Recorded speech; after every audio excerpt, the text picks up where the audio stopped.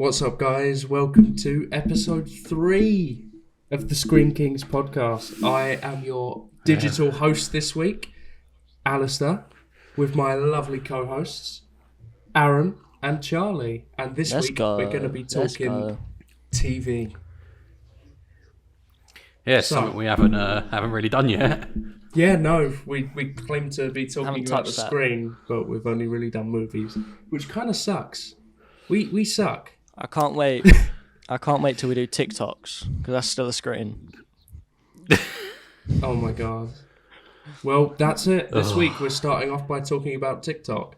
I hate it. Yeah, I mean, fair. I think everyone hates it. Yeah, go follow our TikTok down below, by the way.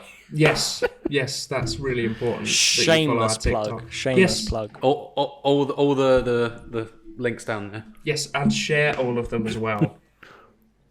Yeah. Not because we told thank you to, for the 1,000 views as well. Ooh. Yeah, we got a nice 1,000 views on the first little clip from the second episode. So good on you, lads. Good on you. So is that the Jeff Goldblum one? Yeah.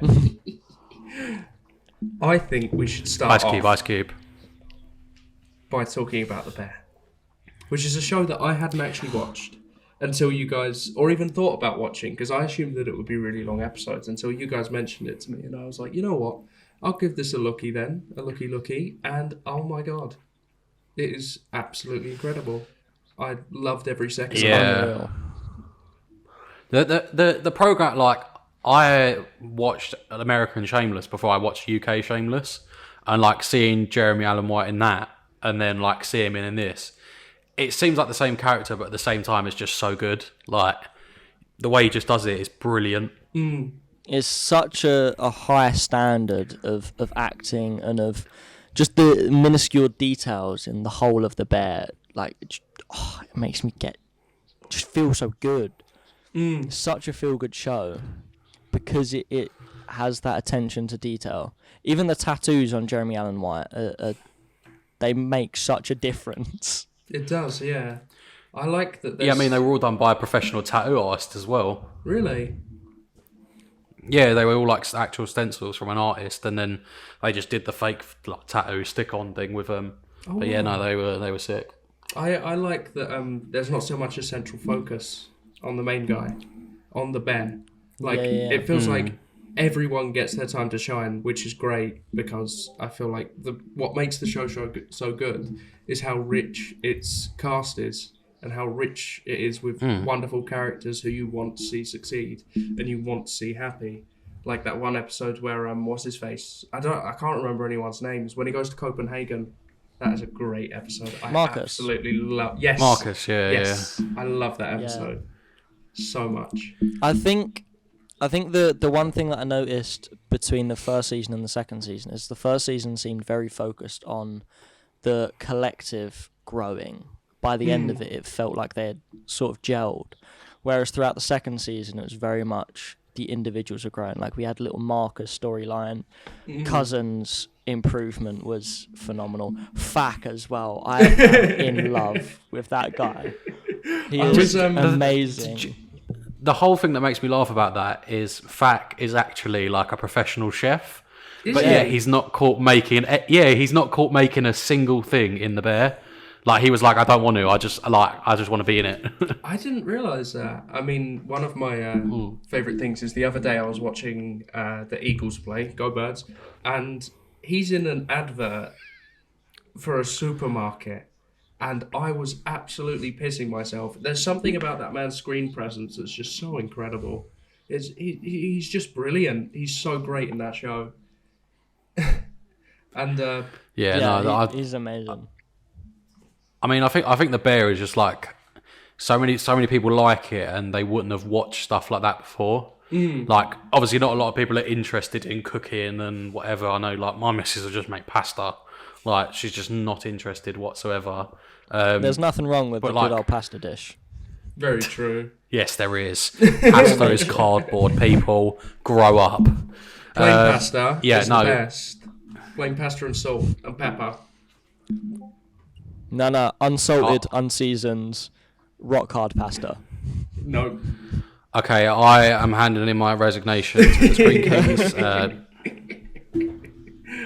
It's just such a good program, and I was locked in. I mean, I watched the first season all in one. Like, I had no break. Yeah. Whole thing in one day. Yeah. And then I was gutted because I was like, I've watched the whole thing and then it's done. And I was like, Yeah.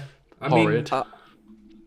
Let's talk about favourite episodes. Like, what are your guys' favourite episodes? Because I have two in mind, but I think I can narrow it down to one, which is exactly what I want to do. I know exactly what two you're going to go for as well. Do you reckon? Yeah. Right. Well, you're going to go for the Christmas episode, Al, because Bob Odenkirk is in it. Whilst I love that episode, I do absolutely love that episode. I think it's the one after it, Forks. I absolutely love the Cousins episode. It's so good. It's so feel good for a character that seems so miserable all the time, and he has such a good time in that episode. And you get to see his progression and development, and him beginning to understand the whole fine dining stuff. And it's just so heartwarming. And then the finale was just a massive punch in the gut. Yeah, the arc. Yeah, I didn't think I was going to cry at this show, but I was in tears watching Calm at the end just ruin it all. Was horrible to watch. But Forks does give us the greatest scene in the whole of The Bear, which is the chef at that restaurant going in, and you're going to have to beat this, Charlie, but going, fuck you, Garrett, and Garrett going, yes, fuck me, chef. It was just iconic. I love the scene where he's running down to get the Chicago deep dish pizza. I thought you were going to say that when he runs down the road and he's fully sprinting. I absolutely loved that. But yeah, what? No, I mean, my favourite episode, it's just hard. I'm going to have to go from the first season, and I'm going to have to go with the second to last episode where they start the to-go orders and everything goes wrong. Because, that's a whole one take. The whole thing is pretty much a one take. And, there's so much going on and you're like, and Richie's been stabbed here and Carmi's losing her shit over here. And literally everyone is going mental. And, it's just a massive, massive, bomb that's just gone off in there. And, everyone gets cursed at and literally it's just hellish, and I just think I like that just because it's so mental. I mean, he goes, I got stabbed in the ass. She stabbed me in the ass. But that's probably my favourite episode. That's definitely up there. Was it at the end of that episode where they discovered all of the money in the tomato pots? No, that's the finale. That's the last episode. After that, yeah.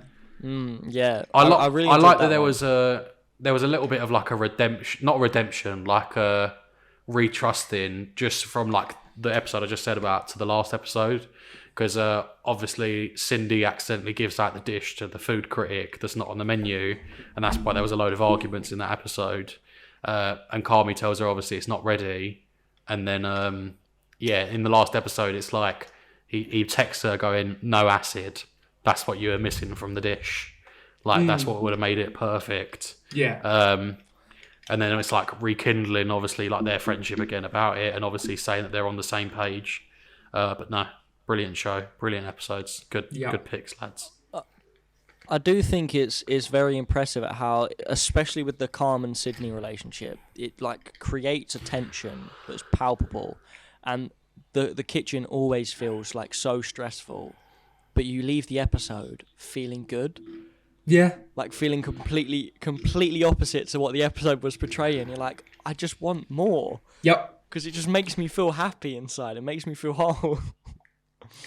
Yeah, I mean, it was the same thing with the second season. When it come out, I was binge watching it. And yeah, it was I need to watch the next one. I need some more clarification, on what's happening, where it's going. And I will say the Forks episode, not for any of the reasons you guys just said, it's just from when he's blasting out T Swift. Yes. But no, I mean that's probably good little roundup of it. Yeah. I mean, I know so many people that just haven't watched it because they think it's a lot longer than it is. Yes. Like you were one of them, Al. Yeah. Like my granddad was one of them. Like so many people have just said, "Oh no, it's too long in it," and I go, "They're like 20-minute episodes. Yeah. It's not even that long." Because that's the thing. I've been watching so much long form TV recently that I just wanted a break. And when you told me that The Bear was only like half an hour episodes, I mean the Christmas episode's now an hour and 6, I think. But when you told me it was half an hour, I was in shock because everyone rants and raves about it. But I just didn't want to watch it. But I'm so glad I did. So glad. I think it is. I think it is quite rare to get like a short form drama, because like they managed to fit a lot of drama into just like the 25-30 minute episodes. But I think because they've got that leeway to do like an hour long episode, they can fit so much drama in, and just the cinematography, the way they left the Christmas episode, just that it's unreal. Could go on about how good this is for days. We could. I mean, if you want like another good recommendation, What We Do in the Shadows. I don't know if either of you have seen it. It's so funny. That is like, it. That's the greatest show. It's got Matt Berry in it, and he's just so funny. It's like supermarket.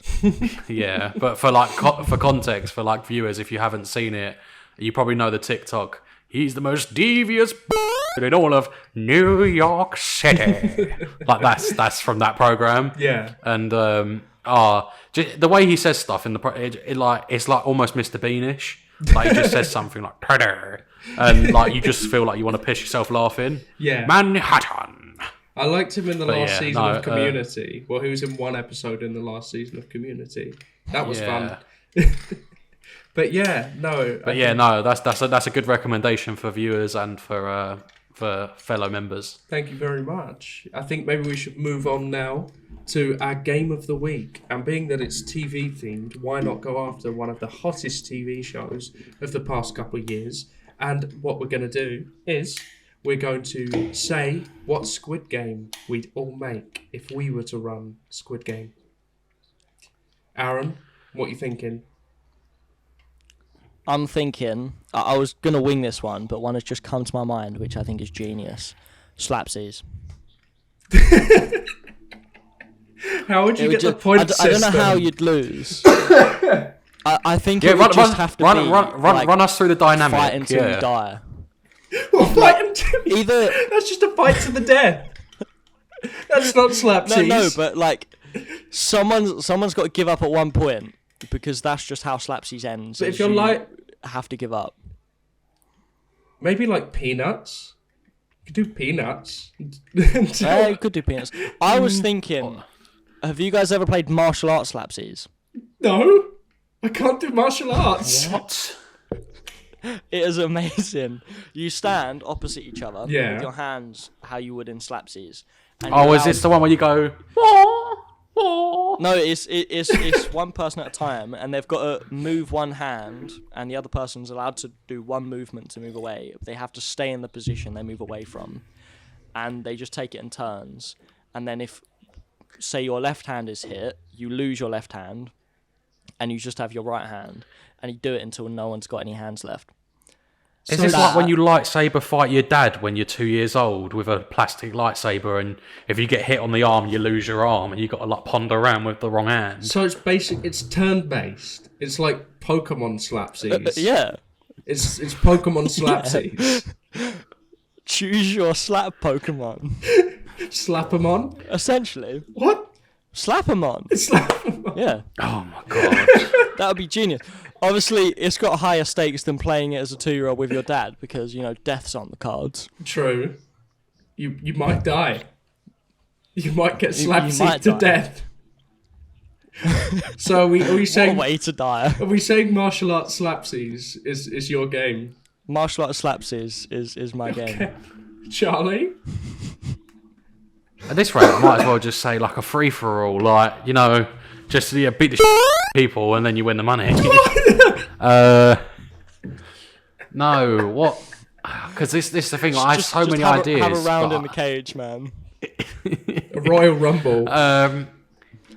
like one of the ones that I thought of, like obviously some of their games are obviously like Korean because that's where it is. Like the Squid Game, never heard of it. Like that game it's the weirdest game ever. It did, didn't it? I was gonna go for like a childhood, like primary school era game because that's what like pretty much all of them were to me. Apart from Tug of War, I've never seen preschoolers play Tug of War, but I'm sure it would be funny.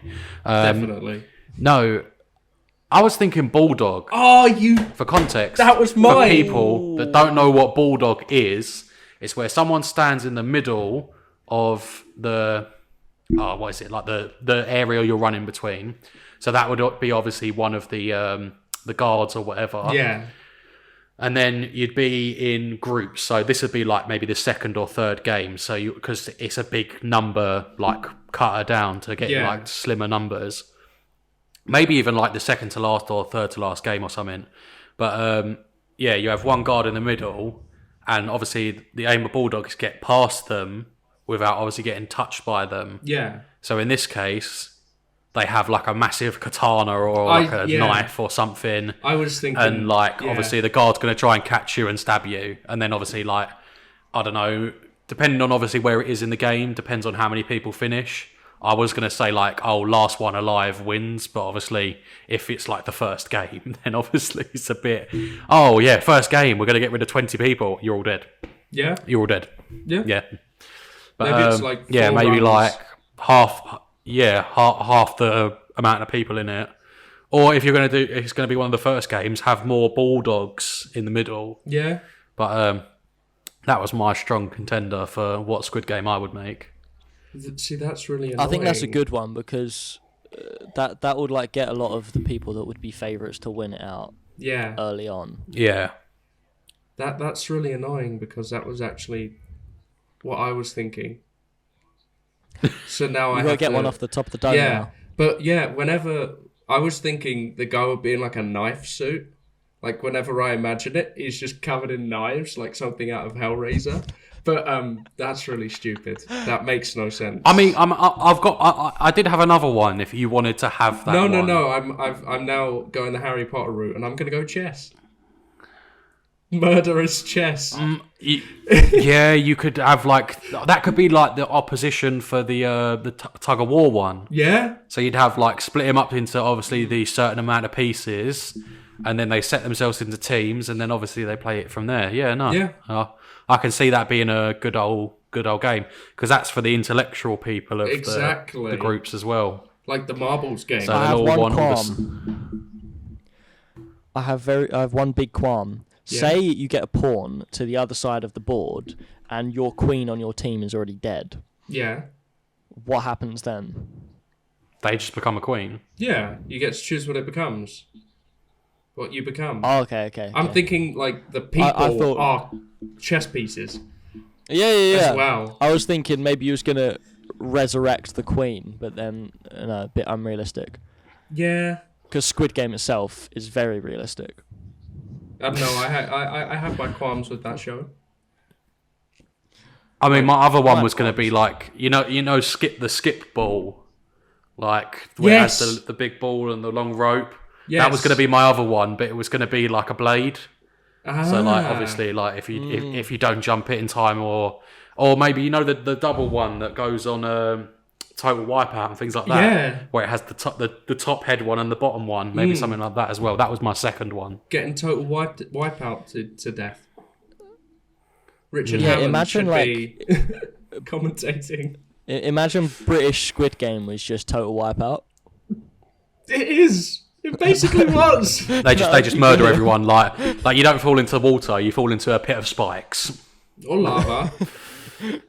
Or lava. Hungry lions, crocodiles. Yeah. But West Ham fans. Oh. now. Oh. But yeah, I think that's a good lineup. I think if we ran a Squid Game, not only would it be murderous, it would also be really fun. I think people would love it. They'd love playing slapsies to death. Should we do it? Yeah, I think. Let's get a real life Squid Game going. Yeah. We'll Is just call anyone up up for Mr. that? Beast and get him to sign up. Yeah. And then we can't really call it think Squid we've got Game. to change the name though. Yeah. Yeah. What should we call it? What would you call it? It's a quintessentially British animal. Rat game, fox game, Squirrel game. squirrel. Slapsies. Oh, you need to call it XL Bully Games. Ooh, That's an inside joke for the UK government. That's topical. Right, so I think we should. Her name is Princess. Oh God. Oh. I mean, should we crack on? I reckon we should move on to a little bit of comedy after that hilariously funny round with Slapsies. And I think we should talk Always Sunny, which just had its 16th or 15th season air. I think 16th. 16th season, which makes it the longest running comedy of all time. And honestly, they're not slowing down. Always Sunny is not slowing down. I was conscious because of Danny DeVito that he might be stopping because he is getting to that age. But no, it seems like full throttle. Yep. They're still going full throttle. They had a whole episode where he had a vibrator up his bum. Which is also topical because that one's about chess. Oh. I can see the resemblance. Danny DeVito can keep going for years. He's got the extra power now with the vibrator up his bum. Yes, very true. Charged up. I've got the gift for you. Can I just quickly call a timeout? Right, guys. Welcome back. Sorry for that quick interlude. Back onto Always Sunny, though. Like you were saying, Charlie, they are still going absolutely full throttle. Full throttle, balls to the wall. I mean, it had Bryan Cranston and Aaron Paul in this season. I really loved that episode. I thought it was. I really haven't fun. got to that point yet. Have you not? Oh my god! No, I literally forgot about it and started watching it this morning. I'm like maybe three episodes in, but no, I'm looking forward to it. Yeah, I mean, it's not one of my favourite seasons. Absolutely, I feel like they're slowing down, 100%, but it's still as good as Older Sunny was. I mean, when you think about how good Older Sunny was, it was just absolutely mental. The episodes were crazy. It had political messages up the wazoo. And I remember some of my favourite times were sitting at yours watching it. Because we'd get absolutely smashed the night before, wake up, obviously all incredibly hungover, and then just watch Always Sunny. Drink responsibly, kids. Don't do that.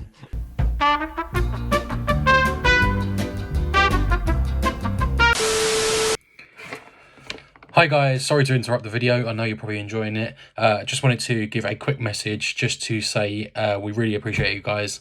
If you can click on the links below, that'd be greatly appreciated. And if you can share and also like on all of our stuff on the socials, that'd be greatly appreciated, guys. Thank you. Back to the video. But yeah. Anyway, back to what we were saying. Probably a good idea. I think Always Sunny is probably the best comedy show of all time. I don't think anything really rivals it. The fact that the characters are just such awful people, the fact that they never get better, they always get worse. And just when you think they can't do anything more horrible, they do. They just keep getting more and more horrible. They're very consistent with it. Yeah, that's what I was literally just about to say, because we all know, if you watch It's Always Sunny, Dee is a bird. Controversial, but she's also the most hated out of everyone. Yep. Everyone has something to say about Dee, and literally it's the first episode. They're all the guys are sitting in the bar, and Dee's calling them because she's getting evicted, and they all keep hanging up on her. No, they're not even answering the calls at some point. They're just hanging up on her,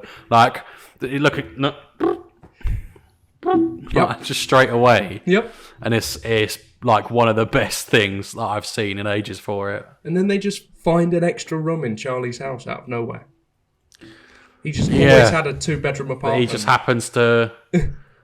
I don't know whether you can say that's a 2-bed apartment, though, because you come in through the door and then you're in their living space. Yes. I wouldn't necessarily call that a bedroom, would you? It's a bedroom for them. In that their bed is their couch bed. Charlie, you know the property market.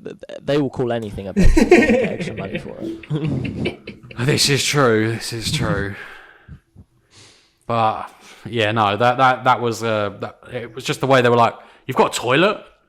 We piss in cans. Yeah, no, quality.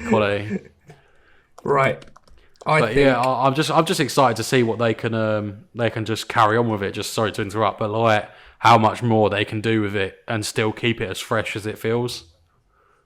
Yeah, it is kind of mental. I think that's the most impressive. Yeah, that's the most impressive part is that 16 seasons and the quality is still there. Like most other sitcoms, How I Met Your Mother, I'm a big fan of that. Quality drops off a few seasons, picks back up. Friends, quality drops off, picks back up. Always Sunny is always at the top of its game. Yep. It has never faltered. In all of my years of watching it, it has never really faltered. I mean, there have been bad episodes, but there's bad episodes of everything. But even their bad episodes aren't that bad. And that's what's crazy about it. Yeah. Sometimes you laugh at how bad some of the jokes are, though. Exactly. And it's crass. They're never cringy, they're just bad. Yeah, it's a crass show. It's rude. They shout a lot. They scream a lot. But it's just so good.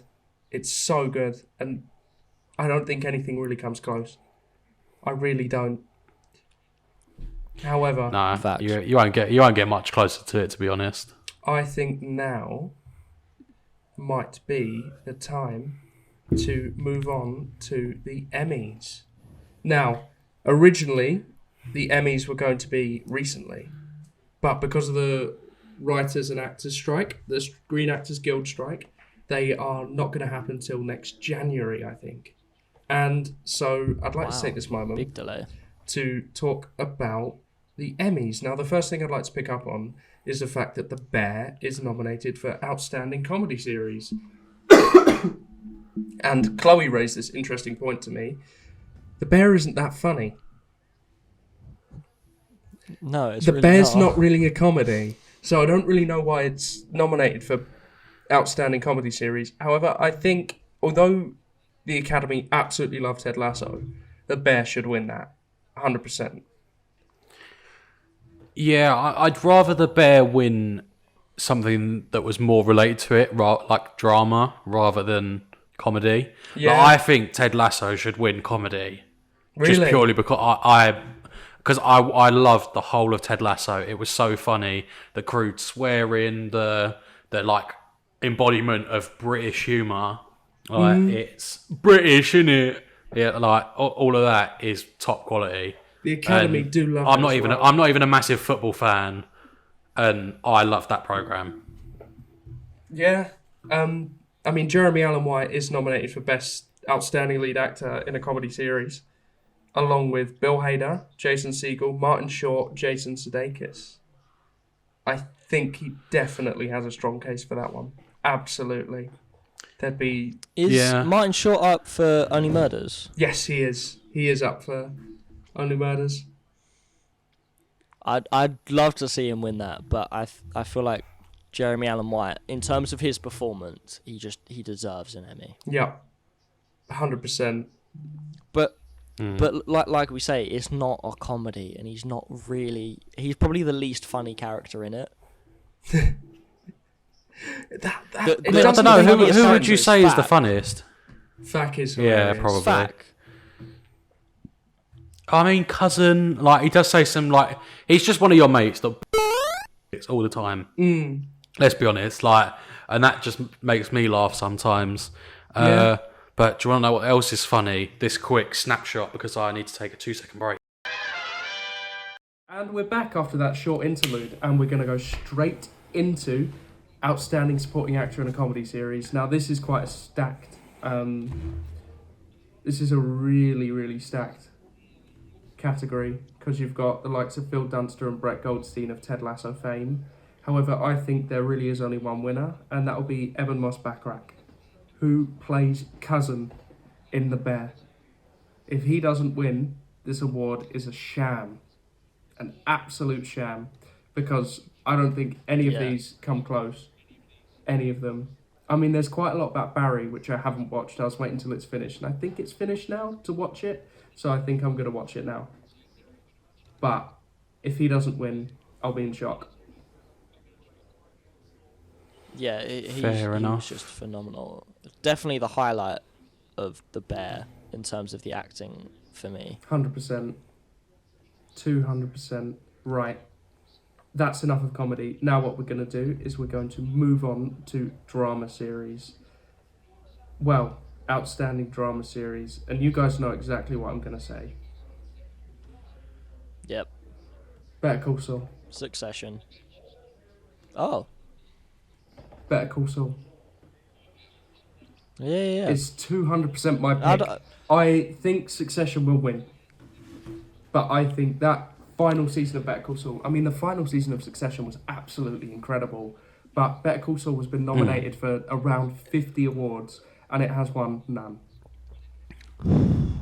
Jesus. When did the last season come out? It came out like July to August last year, which made it eligible for this year's, which means it has absolutely no momentum whatsoever. Yeah, Succession will have a bit of recency bias. Exactly. And Succession did finish incredibly. It was an incredible final season. But I really think it's about time Better Call Saul was paid its dues. And that leads on to lead actor as well. Because I really think, I'm going to be honest, I think Bob Odenkirk should win. Who else is up for lead actor? Jeff Bridges, Brian Cox, Kieran Culkin, Pedro Pascal, and Jeremy Strong. Pedro Pascal for what? Pedro Pascal, Last of Us. Yes. Last of Us, right. Last of Us. I think that's a decent shout. Pedro Pascal for Last of Us. Yeah. Because everyone loved that show. It still has a little bit of momentum. Not that much, but it still's got a little bit of momentum. More than Better Call Saul. I have something to admit now, lads. What? Still haven't seen The Last of Us. Still haven't watched it. I'm in shock. Are you fucking Neither for real right now? I meant to watch it, and I was like waiting for it to come out. And I normally am one of them people that will watch every episode every week.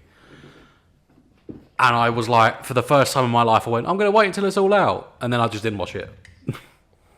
I'm still yet to watch the fucking program. I honestly didn't like it as much as everyone else did. I mean, I played the game. Oh, yeah, that's probably why I didn't like it, because I hadn't played the game. I thought the design for the zombies was so cool. Like, the coolest. And there was one scene which really turned my guts over. There's only like one thing that I know about the program, and it's the two blokes. One's played by Nick Offerman. Nick Offerman, yeah, because it's the gay couple. Yeah. Like in the game, their ending isn't as nice as it is, obviously, in the TV series. Yeah. So in the game, Nick Offerman's character finds, obviously, what in the game would have been his ex-partner. He had hung himself and left a letter because he was going to turn, so he hung himself, and then he left a letter for him in the hopes that he did find him. And it was sort of like this is so sad sort of thing. Like, obviously, they split up, this all happened, they never found each other, now he's dead.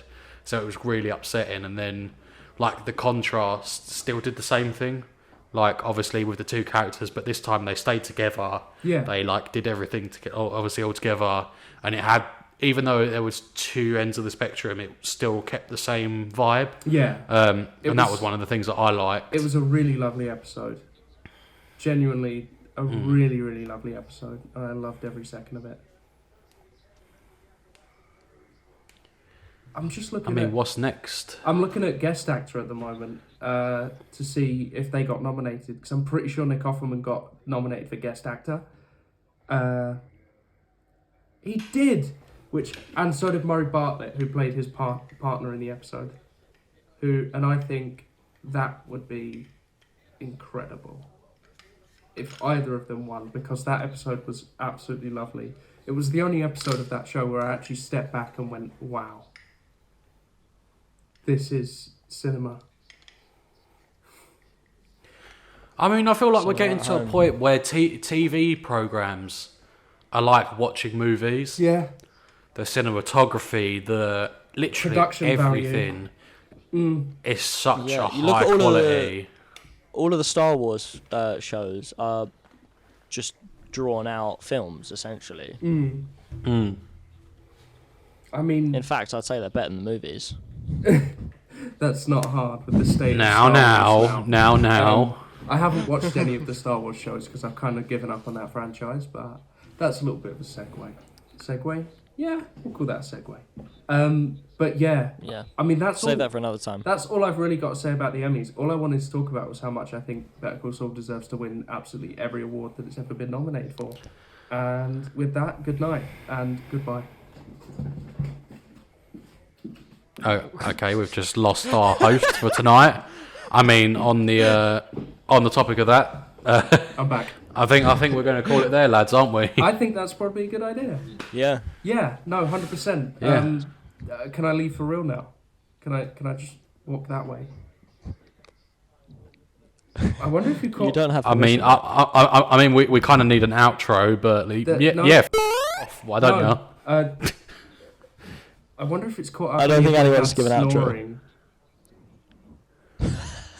Well, hopefully you guys aren't snoring when listening to the Scream Kings podcast, because that's been me, your host, Alistair, my lovely co-hosts, Charlie and Aaron. Hopefully you guys go either side of me Adios, there, amigos. because I pointed at both of you. And thank you very much. Make sure to follow us on all socials, and I mean every single one of them. And we will see you soon. Peace out, homies. Cheers, guys.